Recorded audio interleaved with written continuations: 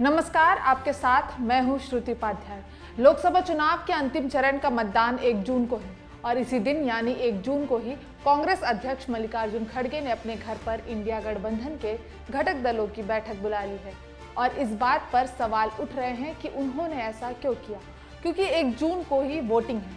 1 जून को बिहार की कई सीटों पर वोटिंग है, जबकि ममता बनर्जी के राज्य पश्चिम बंगाल में भी वोटिंग है। बंगाल की मुख्यमंत्री ममता बनर्जी ने इसीलिए उसी दिन मतदान और साइक्लोन के बाद रिलीफ के काम का हवाला देते हुए यह कहा है कि भले ही वो बंगाल में रहेंगी, लेकिन दिल से मीटिंग में रहेंगी, पर कुल मिलाकर वो मीटिंग में नहीं आ रही हैं। जाहिर है विपक्ष के कई बड़े नेता इस उलझन में दिख रहे हैं कि आखिर ये बैठक 1 जून को क्यों बुलाई गई है और क्या बात केवल चर्चा और समीक्षा तक सीमित रहेगी या इस मीटिंग का एजेंडा कुछ और है। दरअसल मल्लिकार्जुन खड़गे ने इंडिया ब्लॉक की बैठक के लिए 1 जून की तारीख चुनी है, तो उसके पीछे केजरीवाल फैक्टर को भी अहम बताया जा रहा है।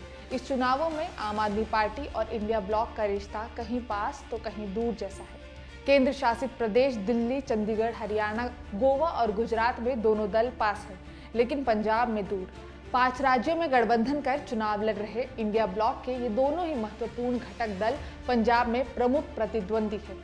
आम आदमी पार्टी के सबसे बड़े नेता अरविंद केजरीवाल शराब घोटाले मामले में गिरफ्तारी के बाद चुनाव प्रचार के लिए जमानत पर बाहर आए और इसकी अवधि भी 1 जून को ही समाप्त हो रही है। और अब तो सुप्रीम कोर्ट से भी उनको बड़ा झटका लगा है और बहुत संभव है कि वो 1 जून को ही जेल जा सकते हैं। ऐसे में इंडिया ब्लॉक की बैठक 1 जून को ही बुलाई जाने के पीछे केजरीवाल फैक्टर बड़ी वजह मानी जा रही है। इस फैक्टर की चर्चा इसलिए भी हो रही है क्योंकि सीट शेयरिंग को लेकर अलग अलग पार्टियों के नेताओं की बैठकें हटा दे तो इंडिया ब्लॉक की बैठकों में घटक दलों के टॉप नेता शामिल होते हैं। केजरीवाल ने अंतरिम जमानत की अवधि 1 सप्ताह और बढ़ाने की अपील करते हुए कोर्ट में याचिका दायर की थी, लेकिन सुप्रीम कोर्ट ने उनकी याचिका चीफ जस्टिस के पास भेज दी है। यानी अभी कोई फैसला नहीं हुआ है और अगर मामला अटका तो केजरीवाल को जेल जाना पड़ेगा। जाहिर है कि इससे इंडिया गठबंधन की तेज चाल अचानक धीमी हो सकती है। इंडिया ब्लॉक की जब बैठक पर बैठक हो रही थी और नाम भी नहीं रखा गया था, तब कहा जा रहा था कि एक ऐसा गठबंधन है जिसमें शामिल पार्टियों के बीच विरोधाभास ही विरोधाभास है और इनका एक मंच पर आना बड़ी चुनौती। लोकसभा चुनाव करीब आए तो हुआ भी कुछ यूं ही। केरल में लेफ्ट पार्टियों ने अलग ताल ठोक दी तो पश्चिम बंगाल में ममता बनर्जी की अगुवाई वाली तृणमूल कांग्रेस ने एकला चलो का नारा बुलंद कर दिया। पंजाब में आम आदमी पार्टी और जम्मू कश्मीर में महबूबा मुफ्ती की पार्टी पीडीपी भी एकला चलो की राह पर दिखती नजर आई। लेफ्ट तमिलनाडु से बंगाल तक कांग्रेस के साथ गठबंधन कर चुनाव लड़ रही है, तो वही आम आदमी पार्टी भी 5 राज्यों में ग्रैंड ओल्ड पार्टी के साथ गठबंधन में है। टीएमसी भी इंडिया ब्लॉक के बैनर तले यूपी की भदोही सीट पर चुनाव लड़ रही है। 1 जून को बैठक बुलाने के पीछे वजह चुनावी प्रचार के दौरान हुई तल्खियों को दूर मिटाने की भी है। अलग राज्यों में बिखरे कुनबे को गोलबंद करने की रणनीति भी हो सकती है।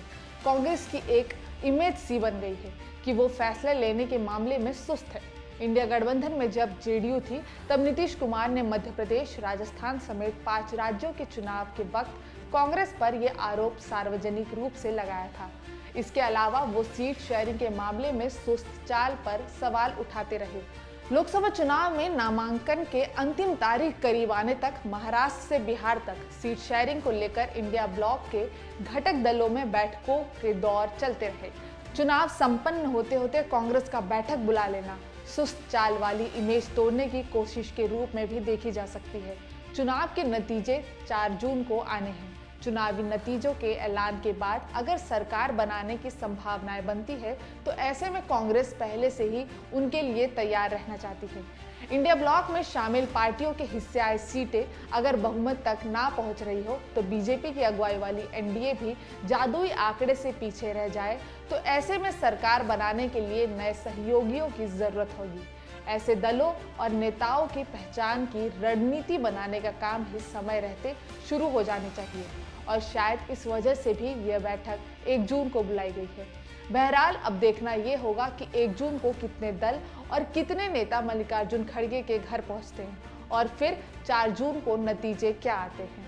क्योंकि अगर नतीजों में मोदी सरकार को स्पष्ट बहुमत मिल गया तो 1 जून की इंडिया गठबंधन की मीटिंग का कोई मतलब नहीं रहेगा। ये वीडियो अगर आपको पसंद आई हो तो हमें कमेंट करके ज़रूर बताएं और हमारे इस YouTube चैनल चुनाव आज तक को ज़रूर सब्सक्राइब करें।